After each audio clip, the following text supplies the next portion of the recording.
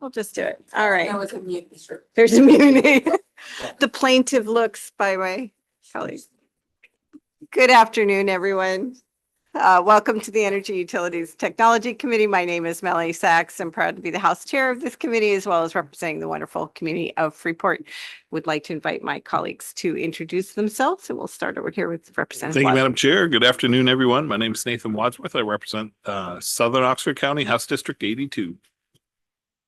Good afternoon, everyone. My name is Reagan Paul. I represent House District 37 in Waldo County. Good afternoon, Matt Harrington. I represent Senate District 33, four towns in inland York County.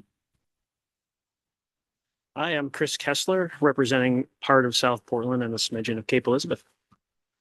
Good afternoon. I'm Steve Foster from Dexter, representing District 32. Good afternoon, Representative Valley Geiger, District 42, representing the city of Rockland, most of the town of Owl's Head and the islands of North Haven, Cree Haven, Matinicus, and the Muscle Ridge. Good afternoon, everybody. Matthew McIntyre representing Maine's House District 18, covering portions of Penobscot, Hancock, and Washington counties. Good afternoon. My name is Jerry Runte, and I represent parts of the towns of York and Wells, as well as the town of Oconomowoc. And Representative Warren is on Zoom, I believe. Not yet. When she is, we will have Representative Warren and others introduce themselves as they become available. And as always, we are joined by our wonderful analyst, Lindsay Laxon, and our wonderful clerk, Lynn LaCroix. Thank you both for being here today. I want to turn our attentions. We have a couple of things to do today. First thing we're going to do is just look at the committee bill language from the OPA report that's in front of you. We will then go to 2153 after that, take a short break, and then take up 1949. So, and Lindsay, do I have anything else? Do we have language reviews or anything else? Oh, look at the sad face. Okay.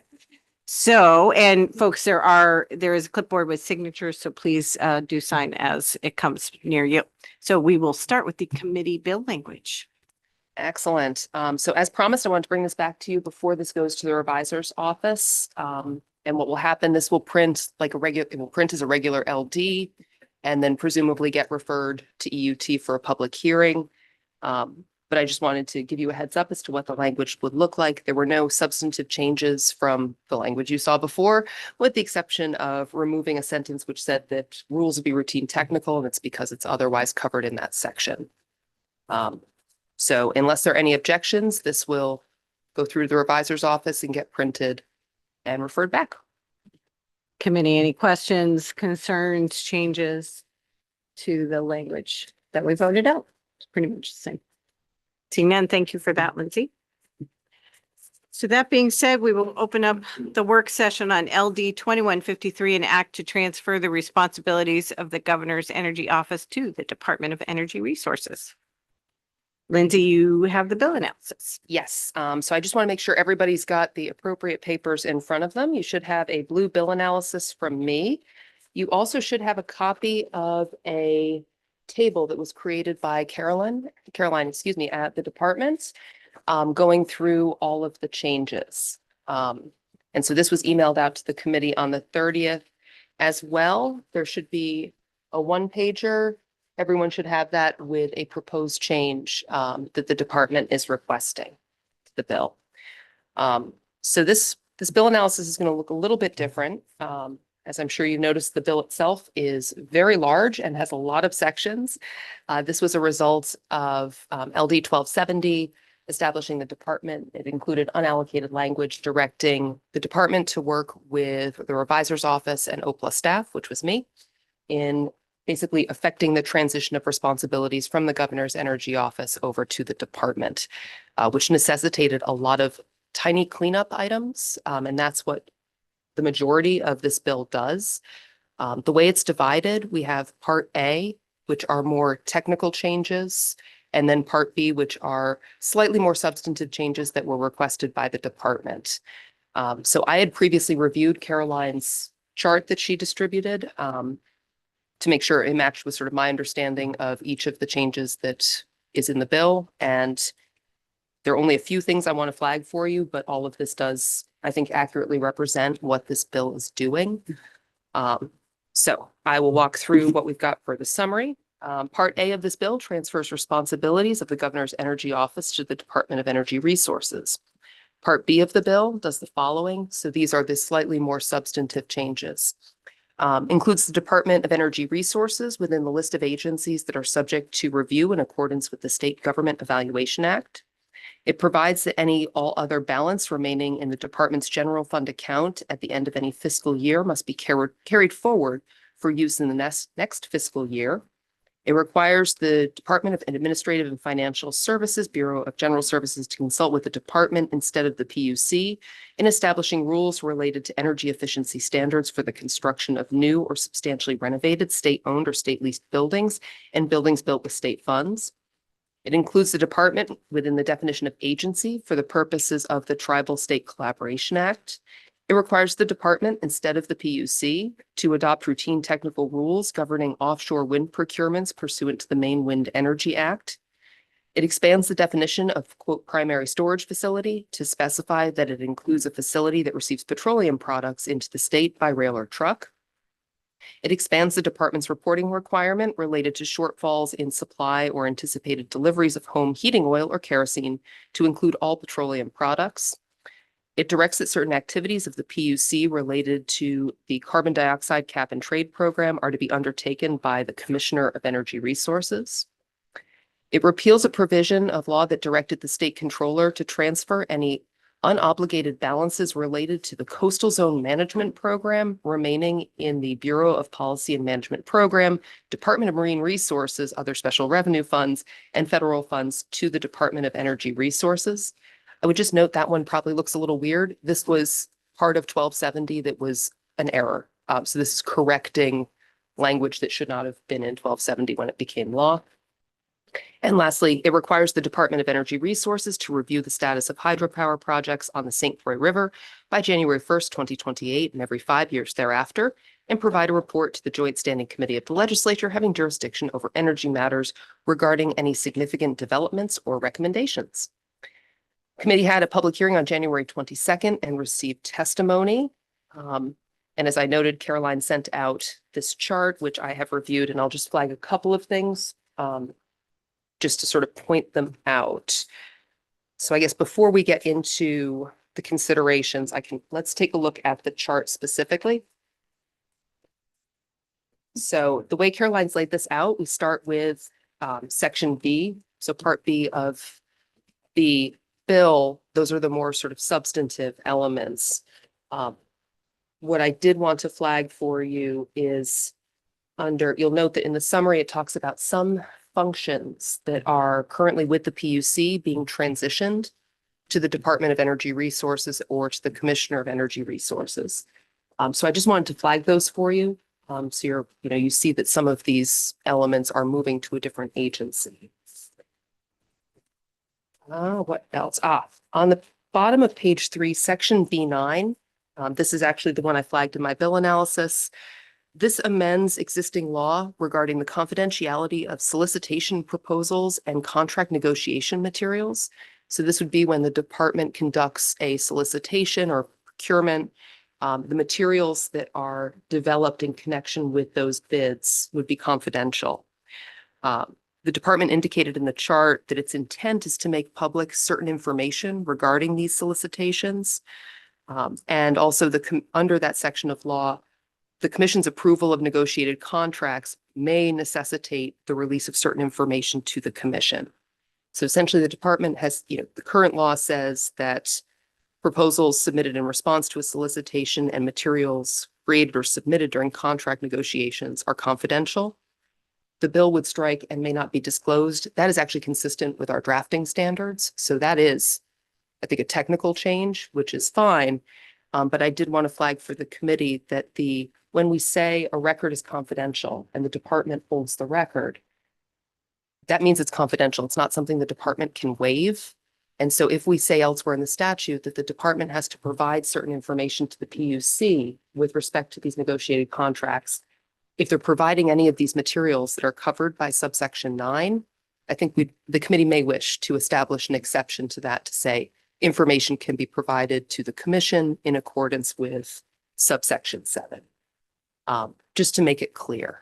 And as well, if department intends on releasing information that is contained in the bids that are submitted, Again, for clarity's sake and to avoid any confusion, I don't think, the committee may wish to specify that. So I've given you some language that could be used to accomplish this. So we would just add on to the statute, except the department may share proposals and contract negotiation materials with the commission as necessary for the commission to approve a contract pursuant to subsection 7. And the department may make public certain information regarding submitted proposals at the conclusion of the solicitation, including but not limited to the identity of the bidder awarded a contract and the bid price. So I just wanted to flag that for you. I think for now, maybe I should stop there and then we can take a look. I can flag a few other things in the chart.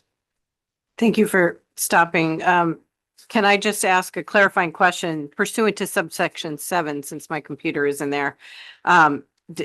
What does that refer to, that subsection 7? That refers to the department providing to the commission the negotiated contracts for the commission to approve. Okay, so that would circle back to that. Okay. Correct. Other questions about the confidentiality before we move on? Okay. And Senator Lawrence, would you like to introduce yourself and then Representative Webb before we move on? Sure. I'm State Senator Mark Lawrence from Southern York County, towns of Kittery, Elliott, South Berwick, York, and Guncourt. Good afternoon. My name's Representative Kilton Webb out of Durham. Thank you. So circling back to any other questions regarding confidentiality at this point before we move on to the rest of the analysis? Seeing none, go right ahead. Okay, so we turn the page, continuing. Again, just wanted to flag on page 4, Caroline has pointed out sections B10, B11, and B12. These are 3 instances in which the Public Utilities Commission, it's being replaced with the Commissioner of Energy Resources. So we've got a switch in the agency that's responsible for those requirements. And then we move on to Part A. So these are technical changes. You'll note most of these are just striking the words Governor's Energy Office and replacing with Department of Energy Resources. The only one I did want to point out to you is section A8. This relates to a definition of solar energy equipment. And if you take a look at the bill, this is section A8 on page 3 of the original bill. It's a definition for solar energy equipment, which included, solar energy equipment means all controls, tanks, pumps, heat exchangers, collectors, all other equipment necessary for the collection and transfer and storage of solar energy as determined by the Governor's Energy Office. So number one, we'd have to change that anyway because the Governor's Energy Office doesn't exist anymore. But you may recall this definition came up in the context of 1964, where we created a definition for solar energy equipment. We looked to this as a model, and this section doesn't explain how the Governor's Energy Office or the department would make that determination. And at the time, I think the view was what's in existing law is good enough. There may not need to be an additional determination that's made. So again, I just wanted to point that out, that this was a little bit more than a technical change, but one that is, quite frankly, fairly consistent with what you did in 1964. So wanted to point that out. And with respect to the other changes in Part A, these all really do appear to be technical in nature. So unless there are specific questions for me, I will stop there. Questions from the committee for Lindsay? And I'm sorry I had to step out. Lindsay, did you also talk about the proposed clarification from the DOER? I did not. This may be something that you might want to hear from the department on, as this was a proposal they're bringing forward. Great. So for the things that Lindsay has just covered, any questions from the committee for Lindsay at this point? Thank you. Seeing none, we will ask a representative from the department to, if they're able to, comment on the technical change on confidentiality, but also their proposed amendment. We welcome Caroline. Good afternoon, Caroline Fulham from the Department of Energy Resources. I'll address the confidentiality piece first. So when we initially talked about this as part of 1270. We communicated on mic here, and also we had to have a judiciary hearing on this topic, which you have to do for all FOA exemptions. So in both cases, we said on mic that our intention would be at the conclusion of a procurement to make public, consistent with what the PUC does now on procurements, the winner and the winning price. So we wanted to come back and make this more clear. I think the additions that Lindsay has suggested would make that more clear. I did also talk with our AAG on this topic and asked sort of their interpretation of this. And they generally indicated that they didn't read the language as it exists now in the statute as not allowing us to say, we picked a winner and this was the price. They would say that's different than necessarily releasing a full contract or materials. So they kind of had indicated that they didn't necessarily think a change would be required, but clarity is always helpful for them and for us. So you're okay with the language as proposed by Lindsay? Yes. Okay. Anybody have any questions for DOER on that particular piece? So we could move then perhaps to your proposed amendments.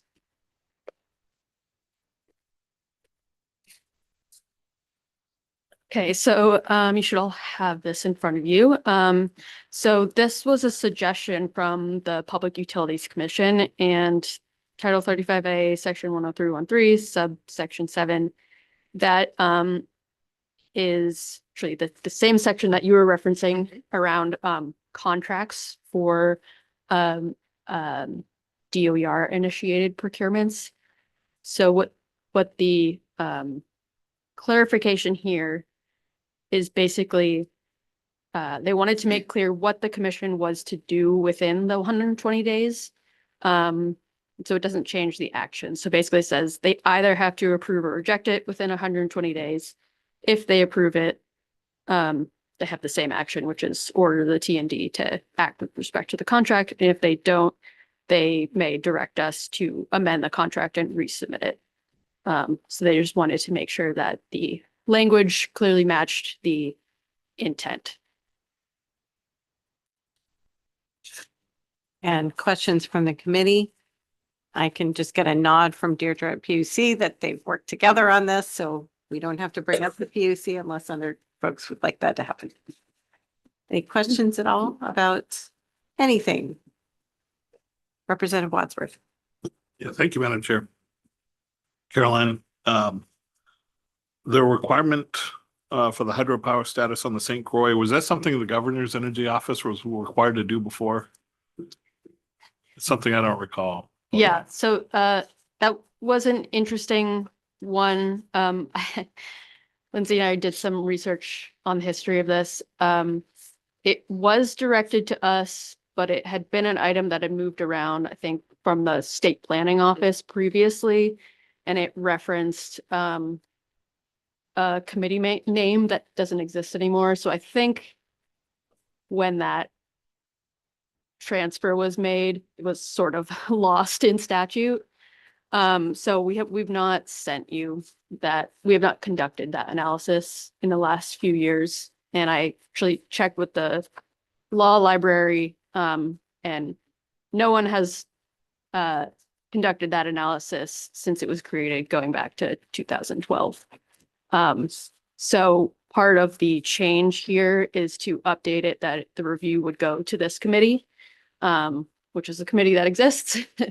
And so we would do that evaluation periodically and give it to you if there was something that was of note, or that you should be aware of related to hydropower development on the St. Croix.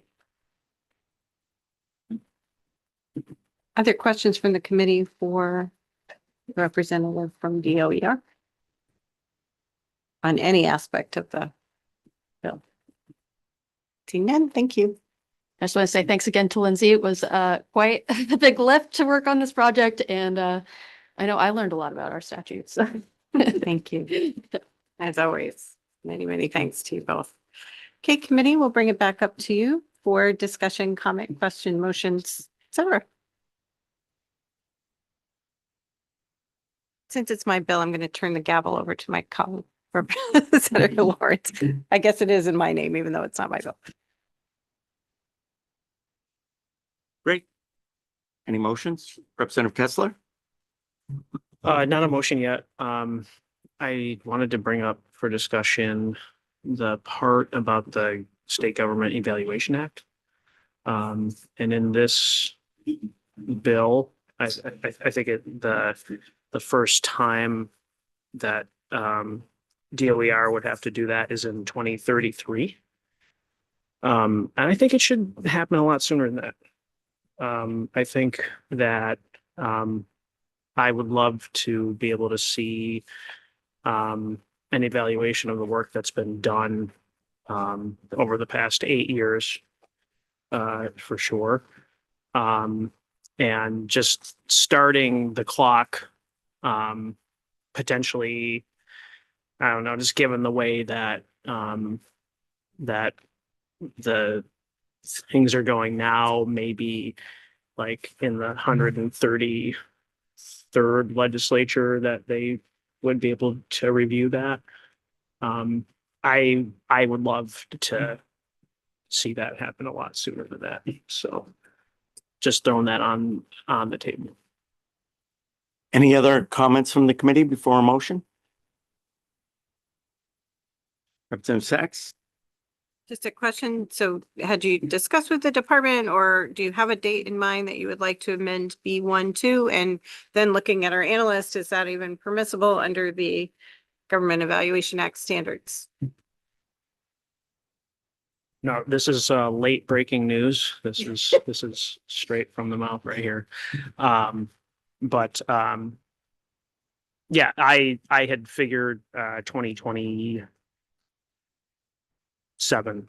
I'm open to suggestions, but within the next year to 2 years, I think would be appropriate. Lindsay, did you have information for Representative Sachs?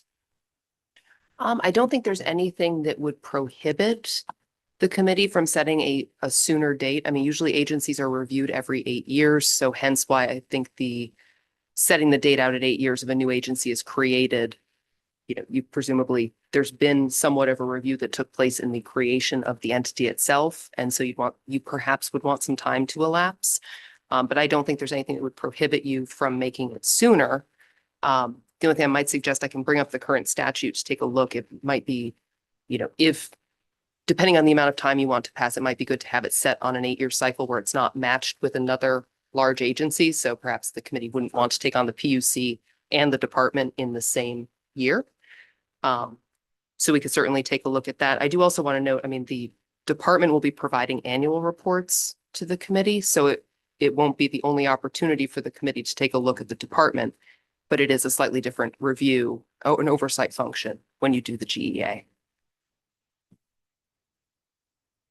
Any other discussion?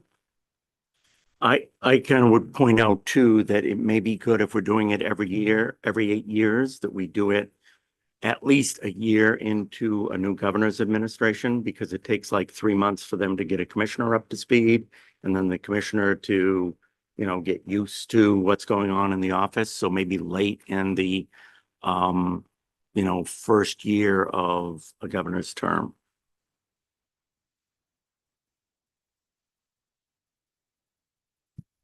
Any motions? Any crickets? Representative Kessler? I just want to know, is there any objection to that? Does anybody object to that? Representative Sachs? I don't know that it's objection. It's just I would want there to be a rationale and to have it some use. The GEA is very different than an annual report that's given. So I just want to be very clear about the reasons to do it. Kessler, Representative Kessler? Yeah, the reason being that we just haven't had that level of review for the department ever. And so I feel that it would be beneficial, like we've had the annual reports, but it would be great to have that official review for the work that has ensued over the past many years, and then every 8 years beyond that. Any other discussion? Anybody want to make a motion?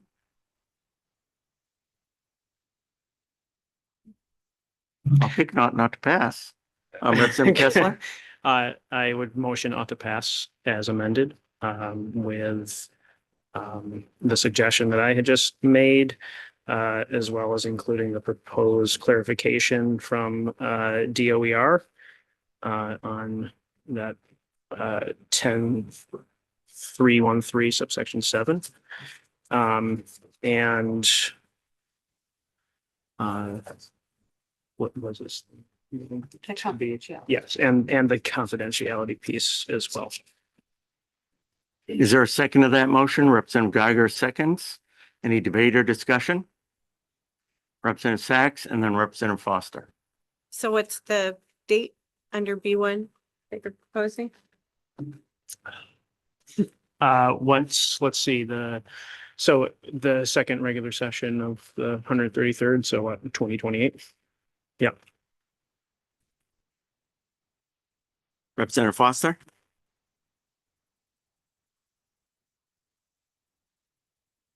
I don't know about that. Brief? Okay, 5-minute caucus.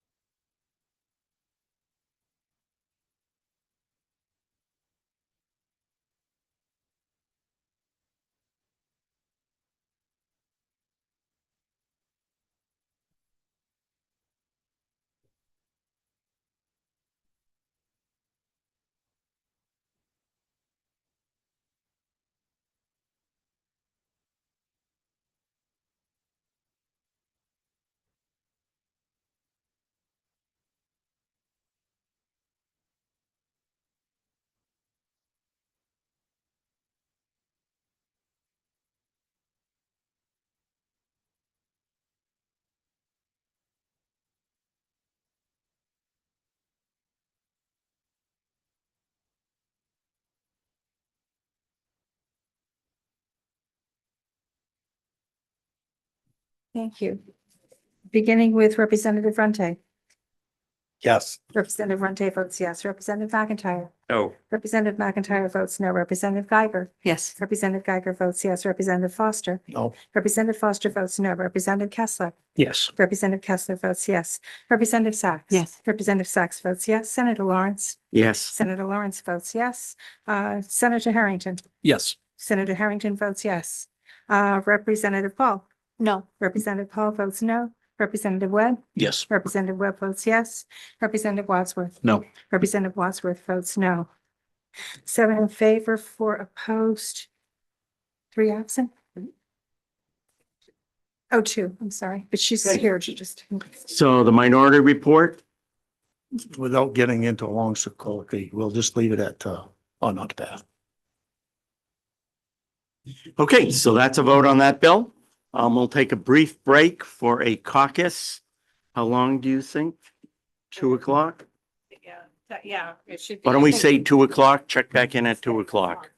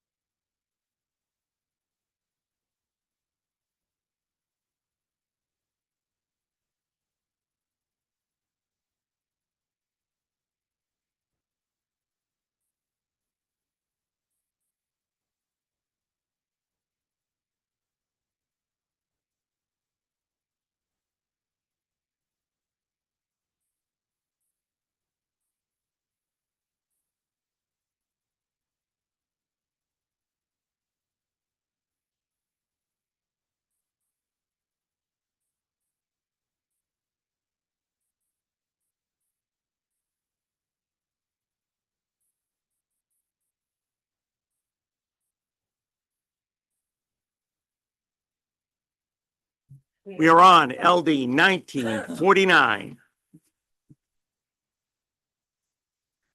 An act regarding energy fairness. Any motions? Representative Sachs. I will not make a motion, but I am putting forward an amendment for the committee's consideration. We've had a lot of discussion on this bill, both on mic and off, trying to come to a place of what makes sense. There were so many excellent ideas in this bill, some of which I think some members have decided are good for further exploration, but perhaps not at this time, because these are very complicated systems we're dealing with, particularly around medical emergency, around rate cases. And so wanted to see if there was something we could come to consensus on as a committee, as a whole committee, in a bipartisan way is the hope. So with your permission, Mr. Chair, I'd like to just go through the amendment since I had am the one offering it, if that's Yep, okay. you'd be happy to. I'd be happy to have you do it. Thank you. So much of this you've seen before. I just want to explain the small tweaks that were made to it. So the first one is, of course, under Part A, the affordability impact considerations. We've heard from the PUC that that is something they absolutely would like to integrate into their work. So that language has not changed. I wanted to note that Part D was quite an extensive list offered by the sponsor. And so I did around data collection, those who are some disconnection notices, things like that. Some really good data, but after doing a deep dive, and so that was just fun for me, the utilities already give about 18 very different data points to the PUC every year. They compile it already into what's called the credit and collection activities of T&Ds. It is incredibly difficult to find. I looked for it, could not find it, got a little help from Deirdre, still couldn't find it. It is not very accessible. So rather than recreate the wheel, what this bill asks is for the PUC on their website to make it prominent, to make it more easily understandable, so that if people would like the data to inform bills or other decision-making around disconnection and notices, that is available. But it did not feel like we needed to recreate the wheel. So that's what's the difference is under D between what you have in front of you in the sponsor's bill and this. I'll go through these and then of course I'm happy to take questions. So E, there was just tightening up of the language of that one. It is very much like the sponsor has suggested in working with the PUC. I think the biggest change is saying at a minimum, so that if there were other things that they found that they wanted to report to the committee, they could, but it must also include those three things: containing customer costs, volatility, and bill transparency. But if there were other pieces in there, because why waste good data when you have it? And then the last one on the back is, again, the affordability metric that was offered by the sponsor. So some really good work, deep dive in terms of affordability, transparency of data, and making sure that we are moving the needle forward in having these discussions. So that is and I'm happy to take any questions from my colleagues. Are there any questions from Representative Sachs's colleagues? Representative. Well, I just wanted to second that motion. Could make a motion. I was offering it for discussion. I didn't know if people apologize. I wanted jumped it. the So if you gun. would like to move to ought to pass as amended with this, I'm happy to have that. Do I understand that as an ought to pass as amended? You read my mind. Yes, thank Thank you. you. Is there a second? Seconded by Representative Geiger. Any debate, discussion? Okay, let's have the vote.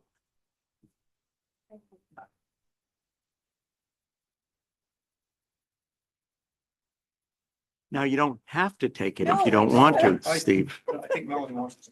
I would give it a shot. I'm sorry. Thank you.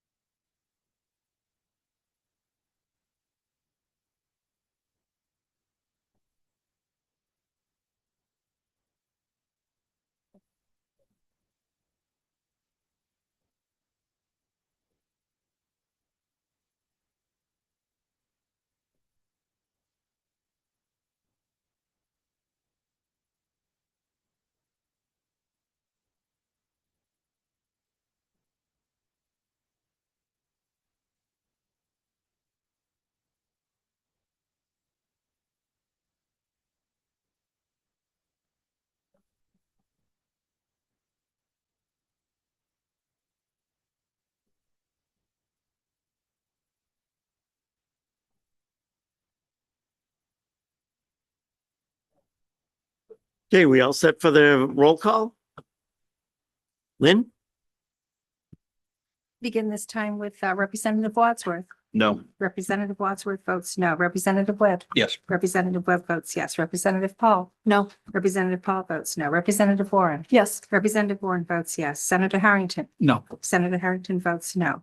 Senator Lawrence. Yes. Senator Lawrence votes yes. Representative Sacks. Yes. Representative Sacks votes yes. Representative Kessler. Yes. Representative Kessler votes yes. Representative Foster. No. Representative Foster votes no. Representative Geiger. Yes. Representative Geiger votes yes. Representative McIntyre. No. Representative McIntyre votes no. And Representative Runte. Yes. Representative Runte votes yes. 7 in favor, 5 opposed, 1 absent. Okay, the motion prevails. Minority report? Okay, minority report is ought not to pass. Okay, I think we're done for the day. So we're creating a search party for my phone, so you're all required to join in. I'm kidding. Start calling you. We're adjourned.